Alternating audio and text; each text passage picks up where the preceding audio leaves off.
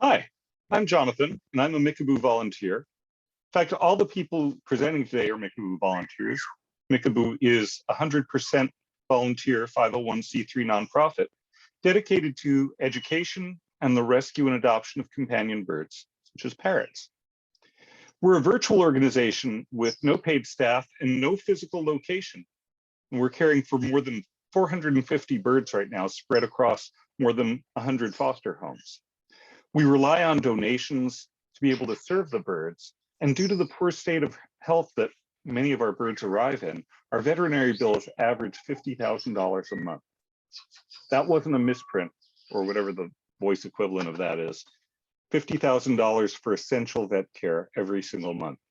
And these costs are so high because newly rescued birds often require medical attention after a long period of neglect, or injury from other animals, or injury from escape.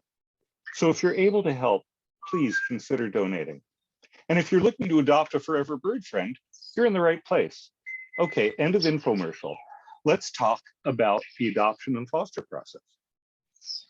Since we're an all-volunteer organization, and because we want to be really careful about the well-being of the birds and the fit they have for the families they go into, the process can take a while. It's not like you go to the shelter, you pick out a dog, you go home with the dog. It takes several weeks to get through the whole process because it's multi-stage, and we want to ensure that we get to know you and your situation, review what we learn carefully, and help you make an educated decision about what kind of bird is right for you.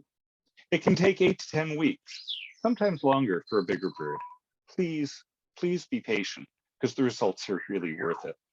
And if you feel like you haven't heard from us, please do ping us.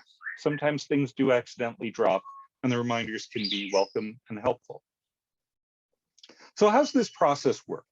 Well, before you adopt, you need to go through the approvals process to make sure you're fully prepared to bring home a bird. And if you've already adopted or fostered for Mickaboo, then you've done this already and you can skip ahead. The first step is to attend our basic bird class. Birds are pretty complex creatures, and their needs are completely different from those of a cat or a dog. They have their own body language, their own physical needs, even their own vets. We cover all of this and more in our basic bird class, which is free and held every 2 to 3 weeks via Zoom. After you take the basic bird class, you fill out an application and you'll be matched with a phone screen. And the phone screen conversation probably take about an hour, and it will help us better understand what you're looking for in a bird, and also get a baseline of your knowledge of birds and bird care, which you would have just bumped up taking the basic bird class. It's a great chance for you to ask any questions you might have after the class as well, or about particular birds or species. Once the phone screen is complete, the next step is a home visit. And this can be done either via Zoom or as an in-person visit, depending on the people involved. Regardless of how it's done, the purpose is the same. It's a way for us to help you identify potential dangers in your home, help you find a good place for the cage, and get to know anyone who'll be caring for the bird. We'll want to see any current birds that you own, any cages that you might have, and see the parts of the house where the bird will be. This isn't a white glove test. We don't mind a little mess. And we don't need to see bedrooms or other places that the bird won't ever be. It's a way to help with the safety and acclimatization of the bird. Once the home visit is done, the entire package is sent off to the approval board for review. Once you're approved, the coordinator for your first choice species will reach out to you to chat and let you know that you're approved and work with you to find a bird who's a good match for you. Then you'll get to experience the best part, I think, meeting the birds and finding your perfect bird friend. In fact, we're hoping that one of the birds we'll be showing today is going to be a perfect fit for you. I'll be introducing them to you one at a time, but as we go along, please don't hesitate to ask any questions you might have, either through the Q&A tab in Zoom or by commenting on the live stream in Facebook. So today we'll be meeting some of our Mickaboo birds who are seeking forever homes. We're going to meet 2 green-cheeked conures, Johnny and Kiwi. We'll meet a couple of Budgies, Stormy and Larimar. We'll meet some Finches, the Vista Finch gang. And we'll meet Joey, who's a wild flock telegraph hill conure. He's a pretty unique and special bird too. So we'll introduce a bird and their foster so that you can learn more about them. And we'll start with Johnny. Hey, Julie. Hey, good afternoon, Jonathan. Hey, there's Johnny on top of his house, having a little snack, beautiful red tail. Yes. I want to remind our viewers that, again, ask questions in the Q&A or in the Facebook feed, and either our volunteers will answer directly in the Q&A, or I'll repeat the question here. So how did Johnny come to Mickaboo? Unfortunately, his family was moving and they couldn't take him with them, so they had to surrender him to Mickaboo. It's unfortunately not an uncommon story. No, especially not now. What does he eat, and what's he snacking on now? Or is that a bowl of treats, or is that his regular food? This is his bowl of treats. I actually got one from one of our amazing Mickaboo volunteers. It has some sunflower seeds in it and safflower seeds. There's some dried corn and then also some dried fruit in there. So he is having a wonderful time munching down on that. He is normally on a diet of Harrison's pellets, and he also gets he gets fresh fruit in the morning, and then towards the evening, I will usually do a vegetable with him, or try and do a vegetable. We're working on it. Yeah, it takes a while to get their palates expanded.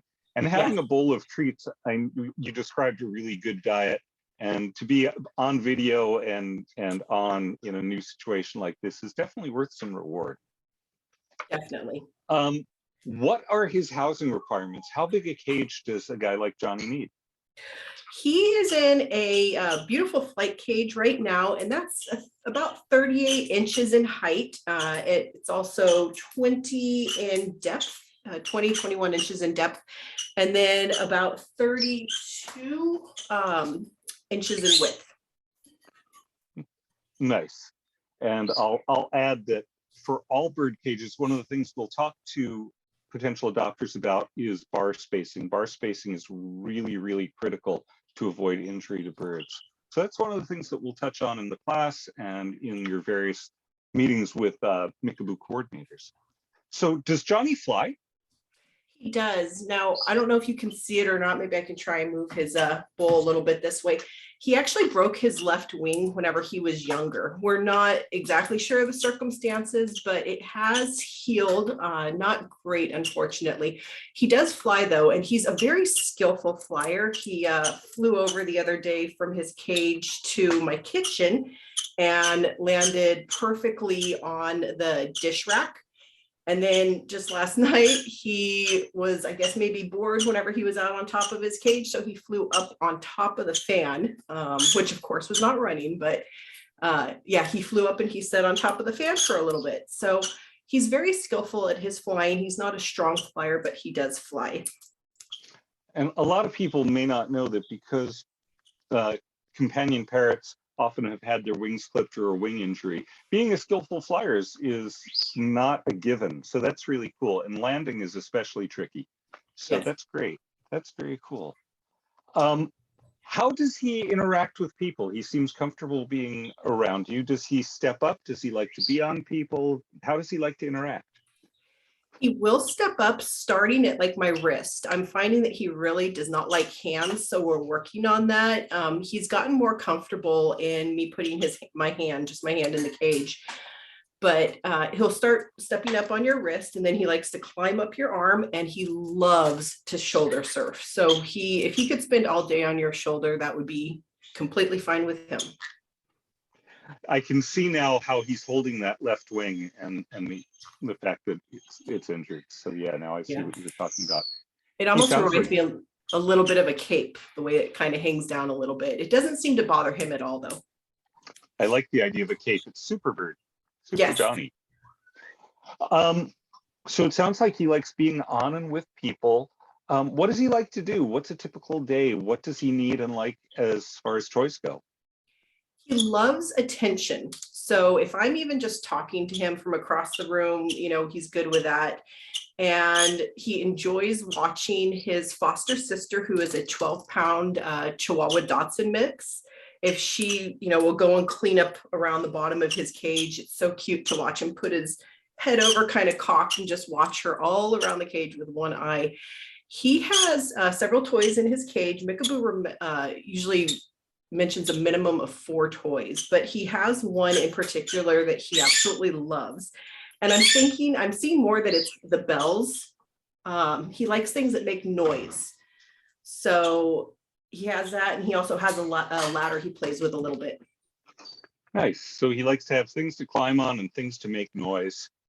Yes. And conures have a reputation. All parrots can get loud. Conures can get particularly loud for their size. How is he on the conure loudness scale? He is actually fairly quiet for a conure. I have not heard any shrieking or any of the shrills, out of him.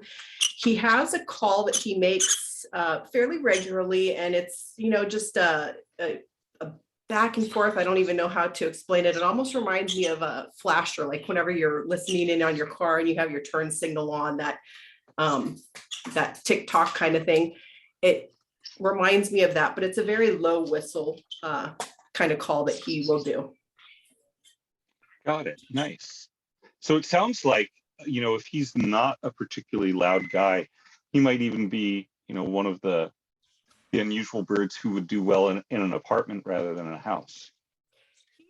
Possibly could. And once again, I have not heard any loud shrills out of him. So, working with the Mickaboo volunteers and going through the house and the trainings and that kind of thing, he would very well probably fit into a apartment. You mentioned his foster family member, the Dachshund Chihuahua mix. So apparently he's been around dogs. Any idea around other pets or children? Yes, we also have some other Mickaboo Budgies, and he shares airspace with them. He's not next to them cage-wise, but he does enjoy calling with them because they are constantly chittering. So he will call back out to them as well. Let me see if I can get him back over here on camera. Come on, Johnny. And with children, I would say that if you would have a child, maybe an older child that understands that sometimes he just needs his space and, to be kind of on his own. Right. Excellent. Let's see. So in the couple of minutes that we have left, what else would you want people to know about him, or just a couple stories about him and a typical day or life with him? He definitely has the personality, and that's already showing through. I haven't had him that long as a foster, just less than a couple of weeks.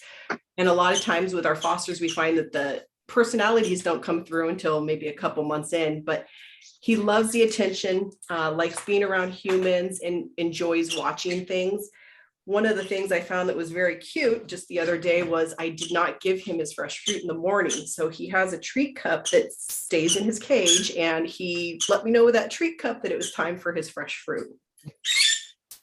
Yeah. Hey, Mom, you're missing out on the routine. Exactly. Keep me on my toes. And I think you said, though he's got this healed wing injury, that he doesn't really need any special care. He's not on medication or anything like that. Is that correct? That's correct. He does seem to do fairly well with the wing moving around. So no special care, and he seems to be the picture of health. Excellent.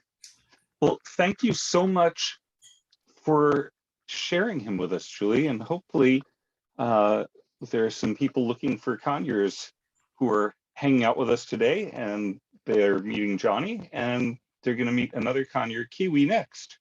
Awesome. Thank you, Jonathan. Hi, Treva. Hi, Jonathan. How are you this afternoon? I'm well, thanks. Good to see you. And behind you, I think we have Kiwi. Is that right? There's Yep. Kiwi. There you are. Hi, Kiwi. And Kiwi may even shoulder surf, demonstrating that patented conure shoulder surfing, but she may not be ready. That's okay. We can see her. She's all right. So when did Kiwi come to Mickaboo? I think I've had her for about maybe 3 or 4 months now. All I knew is that she was surrendered by a couple that was down in Los Angeles, and they actually drove her up with the cage that they had originally kept her in. And then she has, Mickaboo as a foster parent, they helped provide this cage, which is really nice. And then I rigged it out with some toys and stuff for her. But it seemed like with the former owners that she had, the wife felt that she couldn't give her enough time and attention. And I found that Kiwi originally started out as being a very needy bird, and now she's learned to be a little bit more independent and try to amuse herself also. That's So, excellent. And so I see a boing in her cage. What kind of toys does she like now that she's learning to play with toys? well, what's interesting is he likes to make things swing.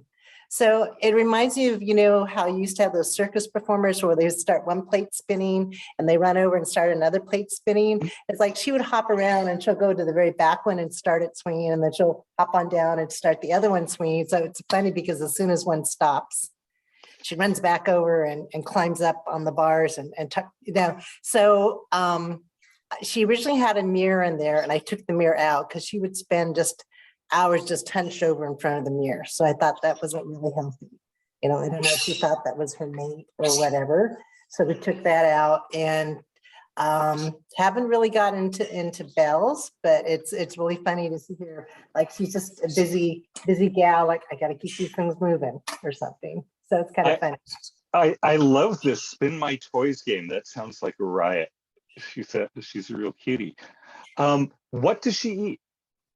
When she first came to me, she was on seeds and a little bit of zucchini. And I think she had been into some egg laying mode because they had some egg laying supplement, calcium supplement. But we're trying to encourage her to not be all that hormonal. We're trying to get her on a regular night and day schedule with the lights. We're trying to make sure that we're only touching her on the head and not on the rest of the body. And so now we're starting to intermix some Harrison's pellets and some Rowdy Bush pellets and some of those little AV cakes. We'll break those up, and we're trying to wean her off the seed. But right now we can't totally do that. And then whatever veggies our family's having, if we're having carrots or broccoli, then I'll throw some in her bowl. She really likes pasta, so that's kind of a fun treat, whether it's spaghetti or the little shapes. And then fruit. Sometimes if we're having, like if we're having some melon, like cantaloupe or strawberries, the only thing that I found is they love kind of munching. She loves munching on fruit, and then she just flings it around. For some reason, she's a lot messier when she's eating fruit than when she's eating seeds or the pellets. So. Look up a comedian named Gallagher for messy with fruit. You brought up some wonderful things, as you mentioned, just answering that simple question. And one thing is that often birds that come into Mickaboo are on a seed diet, and seeds are, for most parrots, they're really like, M&Ms. They're high fat, and they're really super yummy, and they would eat them all day long at the expense of their nutritious food. And it takes some dedication to get them to shift to a more nutritious diet. Yeah. And one of the things that high fat diet does is it tricks their mind into thinking, hey, this would be a good time to breed. This is a good time to lay eggs. Food is very abundant. My body is full of calories and fat. And although we humans think about egg laying, with chickens, and a bird that was basically bred by humans to lay eggs daily, that's an insane thing for most wild birds, for whom laying an egg is really taxing on the body. And so we work really hard to keep our birds from going into that breeding mode. And you mentioned several things that we do, including diet, including moderating their light, including how we handle them. That was really wonderful. Yeah. And I was wondering, since her former owner was saying how needy she was, I was wondering, I noticed when I would first have her, she would try to like hunker down on my hand. And I think she was trying to get friendly with my hand, doing her little birdie dance. So that's why I learned to put her in the cage and get her to be a little bit more independent. But she's really very sweet, you know. I think that it's nice that she's willing to shoulder surf, and she will fly around. And sometimes she will go to the tallest person. So she might go to my husband, she might go to my son, she might go to me. So it's kind of nice that she doesn't seem to have a gender preference, because I know some birds do. And she's actually pretty quiet. I have 2 other conures, so sometimes they'll flock call back and forth to each other, just kind of checking in. But I don't know how social she really is, because sometimes they've flown onto the same perch and they get kind of territorial. So she's probably perfectly fine being like the only bird, unless you can find someone that's companionable with her. Got it. And as an only bird, then we have to take over a lot of the role that the rest of a flock would take in terms of social. So this social is a things. good view, because you can see one of the things that her former owner had related to me is that she had left her with, she had been gone out of town and left her with her sister. And you can see Kiwi only has 1 foot. She's lost this little foot there. I see that. And it was because, like I mentioned, if you walk away from her, she will fly to your shoulder. And apparently the sister walked out of the room and Kiwi decided to fly after her, and the door shut on her foot. So that's how she lost her foot. But she looks like she stands pretty well. And I think maybe I see a flat perch, but I see some boings. I see a couple flat perches. So you've made some accommodations for her with flat perches for birds who have foot injuries. Yeah. That's great. Yeah. And she can perch on cloth perch as well.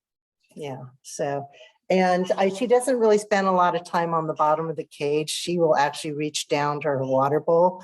I've never seen her actually get into her water bowl to take a bath like some of my other birds do. So I'll just spritz her with a spray bottle. So. Right, and that's really good for her. We talked about toys. Do we know about her with children or other pets? I don't really know, because we don't currently have any other little fur creatures. And she seems to be okay. I mean, she'll come to the cage and be interested. I had some guests over last weekend, and it wasn't like she was cowering in the corner. She seemed like she was curious and interested in like, what's the rest of the flock doing? So I think she's fairly social. That's cool. She's doing great. She's comfortable being on you. Does she she climbed onto your shoulder. Does she also step up onto a hand or wrist, or just kind of when she's ready, she'll get on your shoulder? Yeah, she's starting to learn, because sometimes she's been on somebody else. So then I'll offer her like my wrist, not fingers, and a branch or something. She'll just like take off. So she wants, my 2 other birds will step up onto it. They actually prefer stepping up onto a branch, but she seems to be okay with kind of coming out on hands and stuff like that in a pinch, only when you want to, right? Yeah. Well, in the last minutes that we've got, what else would you like to share with potential adopters? What should they know about, or just a fun story about Kiwi? Well, there was one time when I kind of had her, and then I had her down here, and she kind of just snuggled up, and I actually fell asleep on the sofa with like a brief nap. And my husband was laughing because he said it looked like she had closed her eyes and was snoozing too.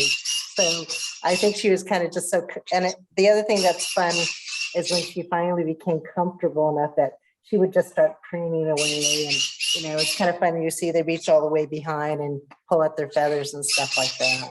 So that's when I knew she felt very comfortable, that she's not in the, oh, you're going to eat me mode or something like that.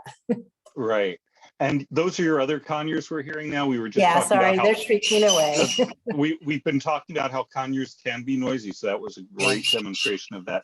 Treva, this has been wonderful. Thank you for sharing Kiwi with us. All right. Thank you. All right. We are going to go now to Stormy and Larimar. So there we go. I see a pair of birds, and one of those is Stormy and one of those is Larimar. So let's start out. Hello, Jamie. Hi. I want to remind our viewers they can ask questions in the Q&A or on the Facebook stream.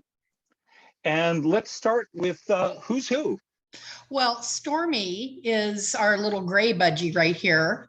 Color of some dark storm clouds. And the other one, I don't know if you can really see the beautiful blue here, but it's a Caribbean ocean blue. I named her myself Larimar after my favorite gemstone, which is that color.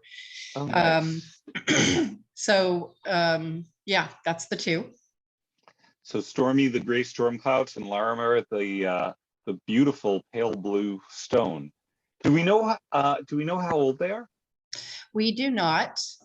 They came to us from the breeding flock. Unfortunately, they were part of a breeding flock that was kept by an elderly gentleman who passed. And the family called the county, and the county took them into the shelter, and then the county called us, which is a pretty common situation. There were, I want to say there were 8 or so in the flock.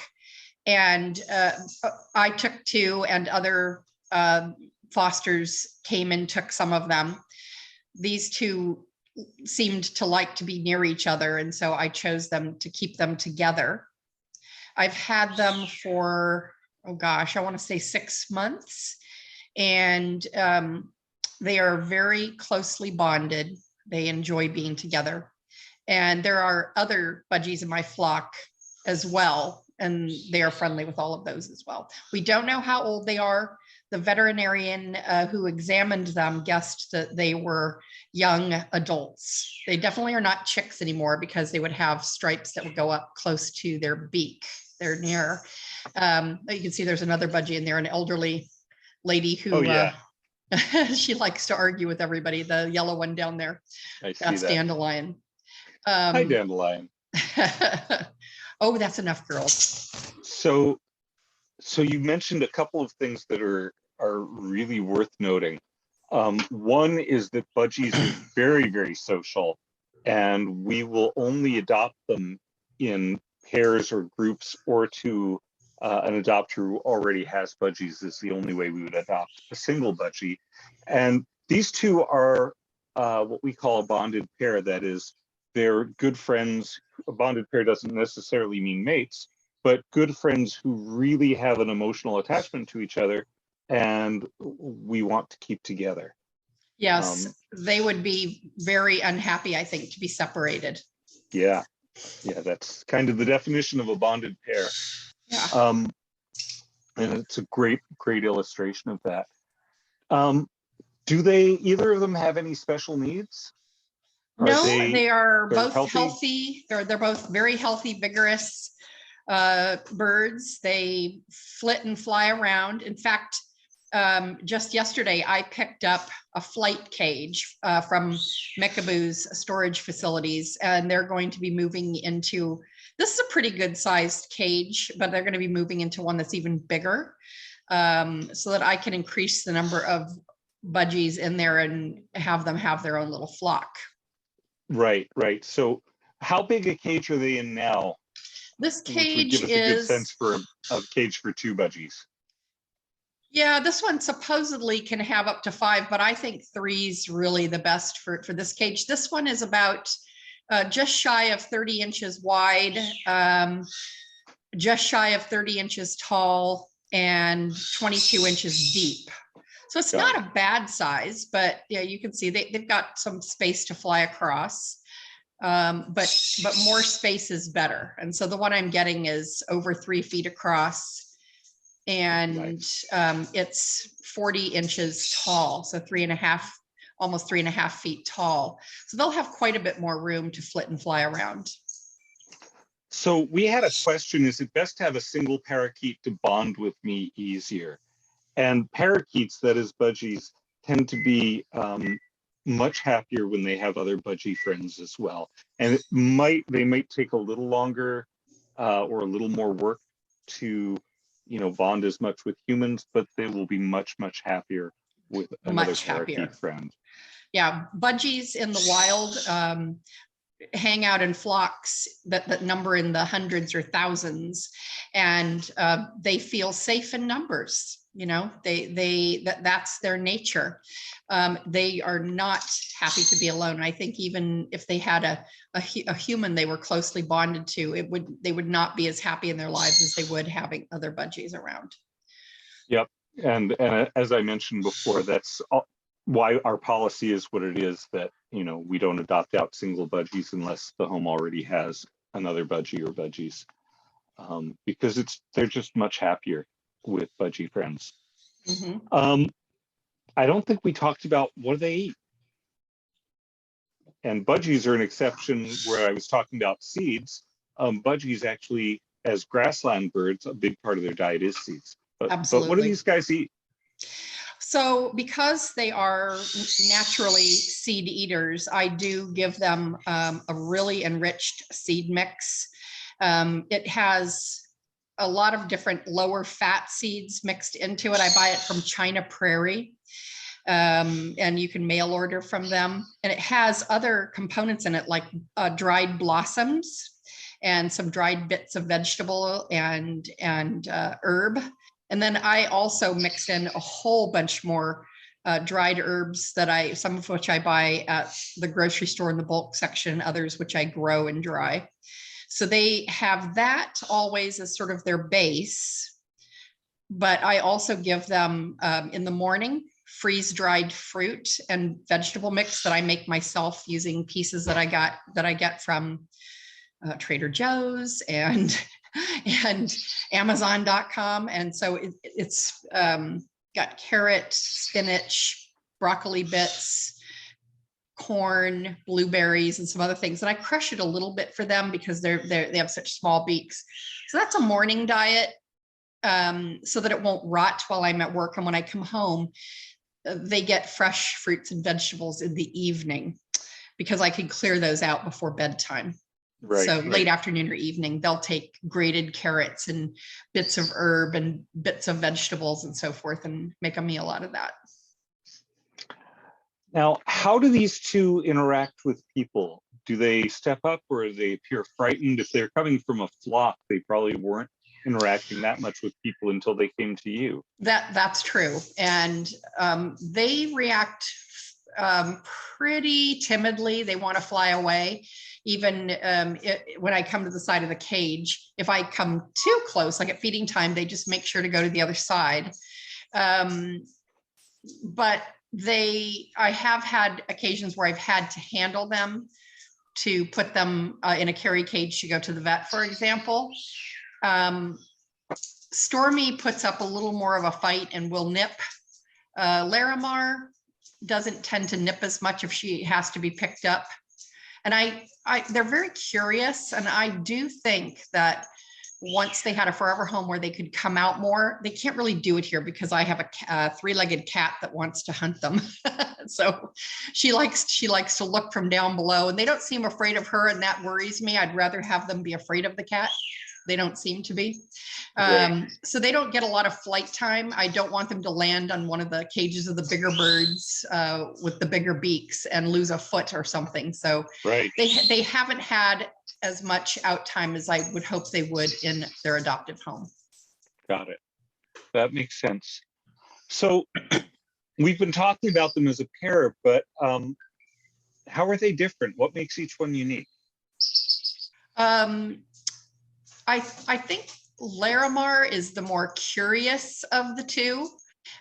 She likes to come to the edge of the cage and see what everybody's doing. She'll hang on to the bars and look out and watch what's going on. Stormy tends to stay a little further back. Stormy likes to make things jingle. I have a few toys in here that have a little bell on the end, and she likes to jingle the bells. That's primarily the difference, just a little bit in personality.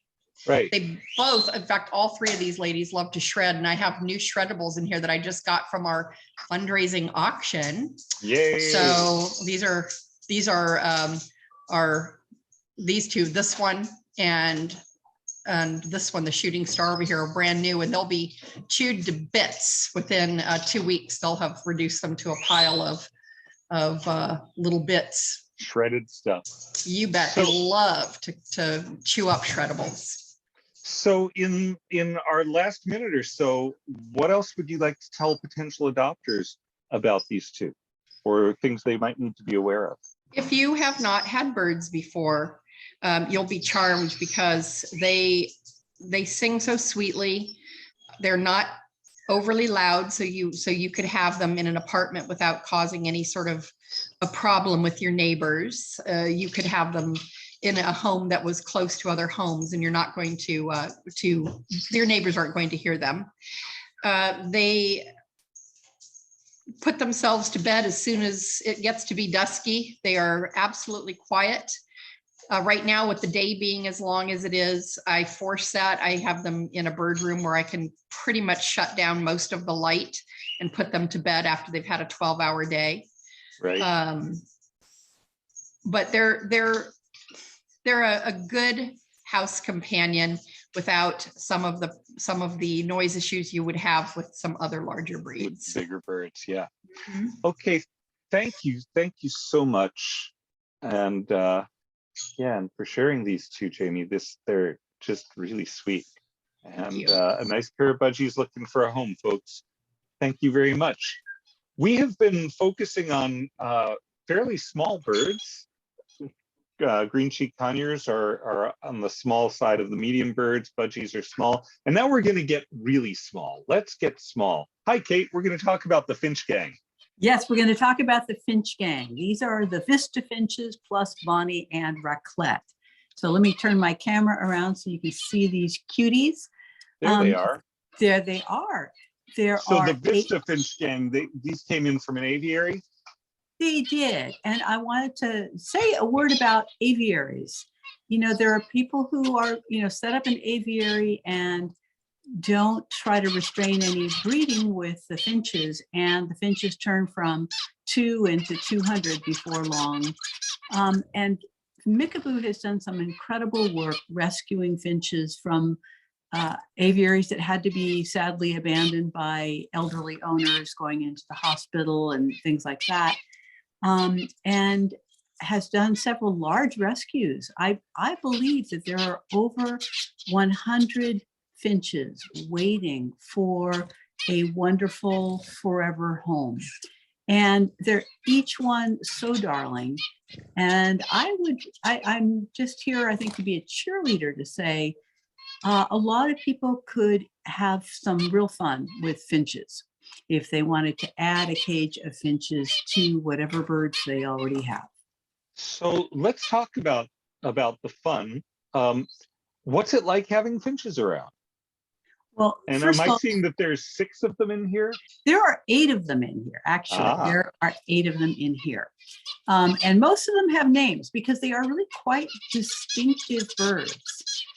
They really have a lot going on with them. They are super social. It's like a bunch of kindergartners. They're always playing and talking and sometimes squabbling. Like this one just nibbled the other one's toes so that she could, get her to go off the platform. It's pretty funny watching them do that. So they have a great time with each other, and they beep with each other. The little noise they make, I call it beeping. And they just make a little beep, beep, beep, beep noise all the time, which means they are great for someone who lives in an apartment. Many of the birds can be super loud, but finches are really quiet and lovely. So right now we're seeing 2 of them. This is Boyo, who is the one boy finch there with beautiful coloration. And he's busy chasing Curly around, who is the friendliest of the birds. So Curly will sit near me and is not frightened by me. So I think that with some work, Curly could probably even eat seed from my hand. I don't know. Right, you bring up a really good point. Finches are pretty much wild birds. They're especially being little, they tend to be more afraid of people, but happy to kind of hang out. They're not a bird that you're gonna, have shoulder surfing or on your hand, but they'll be hanging out and they might be interested in what you're doing and happy to talk to you. So you mentioned, you know, Curly being kind of the most social. Do the other ones kind of move away when you come by, or are they curious, or how do they interact with people? Well, when I first walk up, they'll be startled because, being tiny birds, they're just a mouthful for predators. And the only way they survive is by being very cautious. So when I walk up, they're startled and they'll move away. But, when I just sit here, they're perfectly fine. They'll just, hop over to my side of the cage if there's something nice to nibble on there. They calm down quite a bit. They've gotten used to me. I think that they recognize human voices, and that if you speak gently and softly to them and you move slowly, they learn how to trust you and say, oh, this is a human being who's not going to eat me. I will be their friend. Yay. What do they eat? I see what looks like some wheatgrass, and again, these being very small active birds, seeds are very much a basic part of their diet as opposed to the bigger parrots. What do they eat? Well, as you said, the main thing that they eat is a fortified seed mixture. That would mean that there are, flakes of dried spinach and dried carrot and other greens in it. And I mix that in with pellets that are designed for finches. So that's the main part of their diet. But they love greens. And so I just tried this week, this experiment with the wheatgrass, which I got at Safeway, and I put it inside their cage. And at first I thought it was a scary monster. And then after a while they realized, nope, they can nibble this. So they just nibble it all day. I will also clip spinach or romaine lettuce, and they love to nibble on greens all day long, as well as with their seeds and pellet mixture. Neat. So they've got a pretty diverse diet for little guys like this. Mm-hmm. And so tell us what a typical day is like with this gang. Well, when I take off their cover in the morning, they have lots of chattering and fun. They jump around and have their breakfast and talk to each other. And then in the afternoon, they will be a little more quiet. Maybe they'll take a little nap for a while. And then as the evening comes, they'll get more active, and I'll put a little food in the morning, a little food in the afternoon. And so they get all active and jump around. They have a wide, shallow bowl in here for bathing, but they'll bathe in any of the food cups. They'll decide as a group it's time for baths, and they all kind of fling water around, and I'll come up to find water all over the window, water all over the little table, because they've been happily bathing. And so again, it's a group activity. I can't emphasize enough how important the group is to the happiness of this bird. Some people, when they're hoping to adopt, and maybe it's their first experience with birds, maybe they'll be a little nervous about adopting more than 2 birds. But I've just got to say, 2 finches is sort of like 2 kindergartners. That's nice. A whole bunch of kindergartners on a playground, it's a party.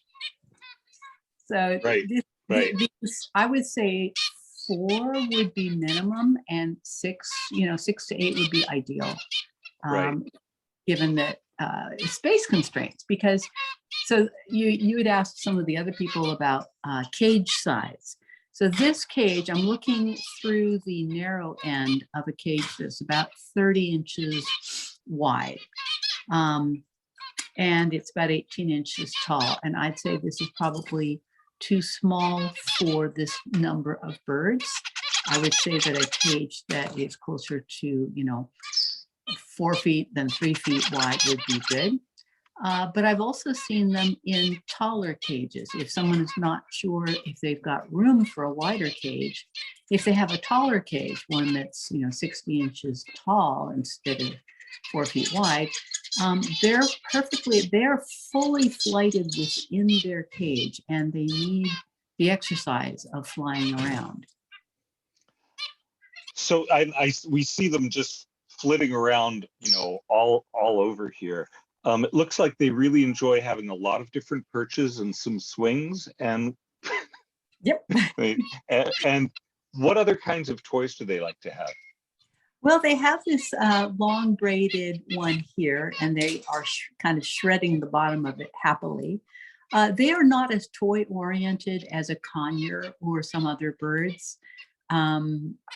Conures and other parrots are very much kind of puzzle solving birds. They like to fiddle around with things. And I would say that finches, their toys are each other. They're always, fiddling around with each other, or one of them, Bonnie, will play King of the Mountain. There's a platform at the far end, and sometimes Bonnie takes it into her head that is her platform, and she is just going to chase everybody off the platform, and she will squabble and squawk, and everyone will run away, and then pretty soon they'll come back to her platform, and she'll be fine with that. They are really fun to watch and fun to listen to. Mhm. So in our last few minutes, what else would you want to share with potential adopters, and what sort of person might enjoy a small flock of finches like this? Say these are really ideal birds for people who have full-time jobs that take them away from home. So if the birds are alone all day, if it's a parrot, those have a lot of social needs. But the finches are each other's society. They're happy to have you around, but they're okay. If you're away from home all day, they're just fine by themselves. They keep themselves amused. And that's a good thing. But the other thing is they may keep your other birds amused. We also have a green-cheeked conure, and he really likes these little birds. Whenever he's on my shoulder and I walk toward their cage, he starts making his happy chirp. And one day they had to be in separate rooms for various reasons. And when Rocket got out of his cage, the first thing he did was he flew right over to the finch cage to check on his buddies, make sure they were okay. And so that they're good companions for birds as well as for people. Wonderful. Hey, thank you so much, Kate, for sharing these guys with us. They're just a hoot. And hopefully there's someone who wants some sweet and quiet finches. Yes. And so we're going to cut over now to Sarah and Joey. And I think that because Sarah's house is so full of foster birds, Joey is appearing via video. Is that right, Sarah? That's right. Hi, Jonathan. Yeah, we're watching some video of Joey. He's right downstairs, and actually he'd be a great candidate for showing live, but it's a little too complicated because I'm helping to run the event as well. Yeah. It gets a little hairy trying to monitor Zoom and monitor a loose bird on the prowl. So we've got some adorable footage of Joey to look at instead. Yeah, he's really a cutie. So he is, before I start, once again, reminding our viewers that they can ask questions about Joey in the Q&A or on the Facebook stream. So Joey's one of the Telegraph Hill conures, and let's start with a little background on them and then how Joey came to Mickaboo. Yes, the Telegraph Hill conures is what is a term we use to refer to the wild flock of parrots that live in San Francisco, obviously popularized by the documentary film made about them, which sort of christened them the Telegraph Hill parrots. They fly all over the city and they roost near the Embarcadero, so you'll see them all over town. And they do pretty well. They're pretty happy out there. There's about 220-ish or so in that flock at the moment, the last count. But sometimes they will have mishaps. They'll have accidents or get injured. They might get attacked by a predator and survive, but be hurt. Hey, I want to interrupt for 1 second because there's just this video of Joey getting scritched, and that's kind of unusual for the Telegraph Hill parrots to be that comfortable with human interaction, isn't it? Yeah. Joey is a pretty unique bird. Every once in a while, we get one who's pretty friendly with people, and Joey really falls firmly into that category, which it's a little amplified by the fact that he really needs some head scritching right now. He's molting and Right. he's got some serious pin feathers going on. He spends most of his morning these days hanging on a wood block toy he's got, which has got sharp corners, and he just rubs his head back and forth on it when I'm not available for scritching services. Right. So he's going through a big molt right now, and he's he comes busting out the moment I open his door to do anything in his cage. He just comes marching straight out and puts his head down like, come over here and get to work, please. Yeah. So yeah, when the wild parrots get sick and injured, they'll often be taken to the shelter. People find them on the ground, struggling, and that's when Mickaboo comes in. Right. And so that was Joey's story, kind of, I think. And tell us a little bit more about that, how he came to Mickaboo. Joey's story is pretty unique. He actually befriended a lady living in the city for quite some time before he needed help. The parrots fly around the city, and they've figured out all the good spots to get snacks. And a lot of people have bird feeders out for the wild birds in general, and you'll see the parrots hanging off of them and helping themselves to sunflower seeds and other goodies all the time. There are some people who have taken to leaving other treats out for them on their balconies and fire escapes. And so one lady was feeding them slices of apple. And Joey really likes his Granny Smith apples, turns out. So whilst he was living in the wild flock, he was landing on the Filbert steps at this particular apartment, and this lady was leaving out apple, and he just loved it. And he was quite comfortable. He recognized her, and she started sort of getting closer and closer and befriending him and taking selfies with him. And, you know, we generally don't recommend that people get too friendly with the parrots, because it puts them at risk of people potentially trying to grab one. And we have heard stories of people trying to take them home and seeing them as a source of parrots, which they're wild parrots, and they should never live a captive life unless it's necessary for their own health. Yep. But this lady noticed that Joey was getting he was starting to get a little slow and wobbly, and he was having trouble keeping up with the flock. So she got worried about him.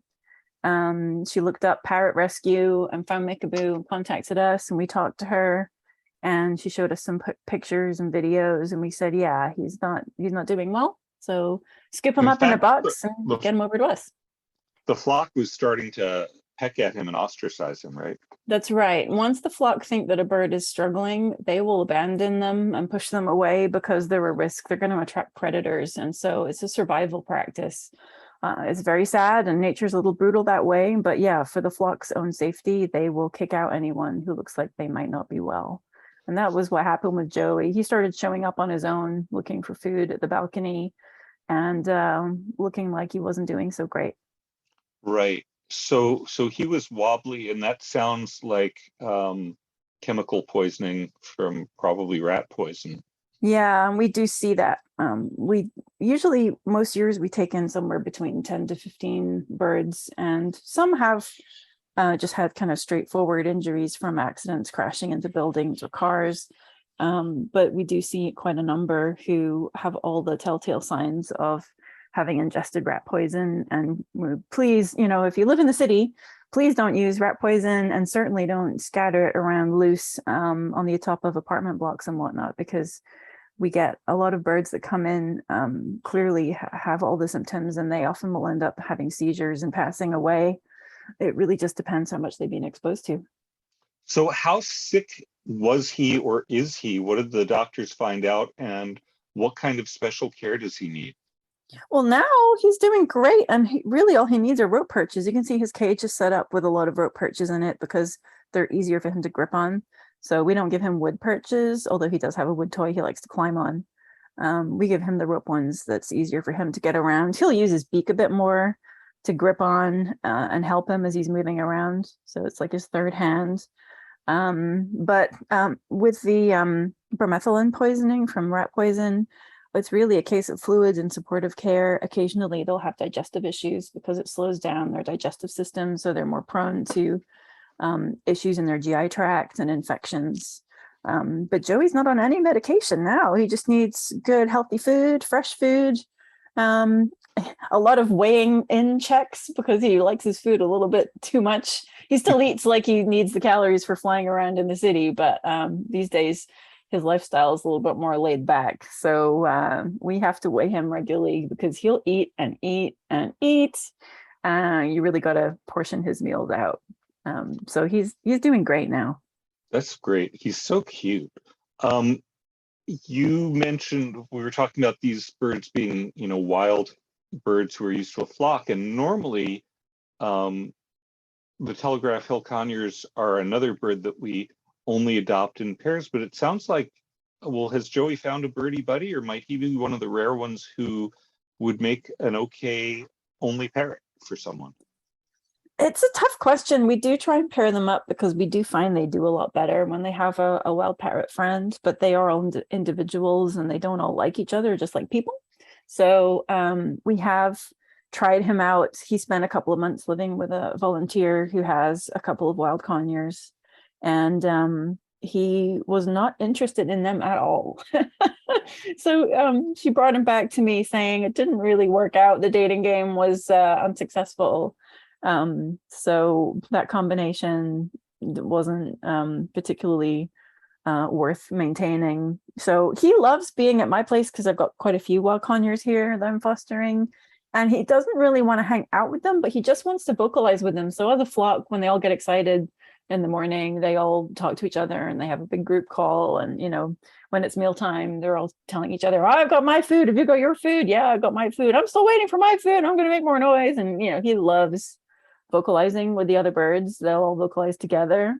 Right. But what he really wants is attention from a person. He did live, the lady who brought him in when he was sick, she actually fostered him for almost a year, and she was very tempted to adopt him, but her life was getting more complicated, and they have family. So I think she was worried about the time commitment, which is fair because as a single bird, he needs a lot more of your time and attention. So the trade-off is we need to know that somebody can give him that daily attention and out time. Like he's got this little balcony door. He loves to be out of his cage. Nice. But you've got to supervise that because sometimes he'll get overexcited and he'll try to fly and then he kind of crash lands, and you have to make sure he doesn't hurt himself. Rescue him. We have a question from a question about the spot on his beak. Is that from an injury? I think it is a little bruise. He was getting a lot of out time in his last foster home, and I think that's a hangover from him thumping into something. Sometimes when he tries to fly, he smacks into the nearest wall. You have to be quite careful about where you let him out. He's stayed on his door with me since I've only had him for about 6 weeks since he moved back in. And he's been pretty good about staying on his door, but I don't let him spend hours there. And I think, if you have him out for longer periods of time, eventually he'll decide to fly off somewhere, and then he remembers that he doesn't do that very well these days. So it usually ends in him coming into contact with some hard surface, whether it's vertical or horizontal. And he can, beaks are vascular, they do bruise and they can bleed depending on where they're hurt. So I think that's a little bruise on the front of his beak. Yeah. That makes sense. So in our last couple of minutes, what else would you want to share with potential adopters about Joey? He seems like a really special wild conure. Yeah, he really loves having his head scratched. I mean, we did mention that earlier, but that is honestly his favorite thing. He doesn't really want to be on your hands. He gets upset with me when I pick him up in my hands, but I can plonk him down on my chest and just kind of prop him up, and then he stops complaining because he realizes he's going to get his head scratched. So as long as I keep scratching his head, I can get away with it for 5 minutes. But he really wants to get back off of me and onto his door, which is his happy place. There's a little balcony exit there. And yeah, head scritches are his thing. He just wants you to scritch his head and, until the cows come home. He could do that all day. So that's a tie-in to our next question about have you tried getting him to step up? A little bit. I mean, I think it's not his thing. It's not his thing. I think over a longer period of time, he might acclimate. I think he would sit in your lap as long as he's got a snack to entertain him or some head scratching going on. but I wouldn't describe him as hand friendly. So he'll complain at you if you try to scoop him up. I tend not to try and force anything. I mean, obviously on any parrot, you don't want to force them to do anything. You'll just break their trust. And they remember if you do that. So you really want to just go at their pace. I think in the long run, he could get more comfortable with shoulders or hands, but we're not pushing it. And that would be a longer term trophy you could win with him if you were spending time with him every day and giving him all that attention. Right. And parrots teach us patience like no other animals. I They think. really do. I mean, I know people complain our application process is quite involved and takes some time, but I often point out it's good training for working with parrots because they're pretty involved and require a lot of patience just fundamentally. So Yeah, that's why that's part of what we're trying to get across in our training. yeah, absolutely. It can literally take a couple of years for a bird to really trust. And Very much yeah. so. All right, thank you so much, Sarah. I'm going to thank everyone for attending Mickaboo's July Virtual Adoption Fair. And if you have ideas or comments about how we can improve for next time, please include it in the event survey. You'll get a link to that when you exit. Your feedback is really helpful, or send us email, but we're always looking to get better. There are a lot more birds in Mickaboo who need their forever homes. So if you fell in love with one of these birds, and there were certainly several wonderful birds to fall in love with, please contact us. But if no one we introduced today seemed like the right bird, please take a look at the website because there are a lot of others. Website is mickaboo.org. And please remember that we are a fully donation funded nonprofit, and you can support this work of parrot rescue at mickaboo.org/donate or paypal.me/Mickaboo. We do these events, these virtual adoption fairs regularly. We're planning another one on August 27th, so you can check in about this and other events on our events page. Again, that is mickaboo.org. I'd like to say a huge and very heartfelt thanks to all of our foster parents and their birds for being brave enough to get on video, and for all the volunteers who provided technical support and kept this event happening smoothly. Some people like Sarah who were both, and all the volunteers who make Mickaboo work as well as it does to provide care for all of the birds that we care for. Thank you all. Have a wonderful weekend.